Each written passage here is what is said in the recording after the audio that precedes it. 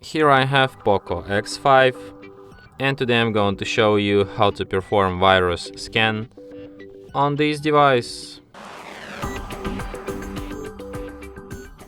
So to do this, firstly you have to open security application which you have pre-installed on your device.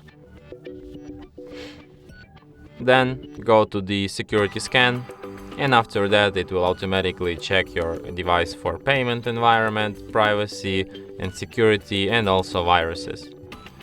So as you can see, my device is all secured, everything looks good. So yeah, but maybe you should go check yourself here. So yeah, and that's it. Thanks for watching. If you find this tutorial useful, don't forget to hit that like button and subscribe to our channel.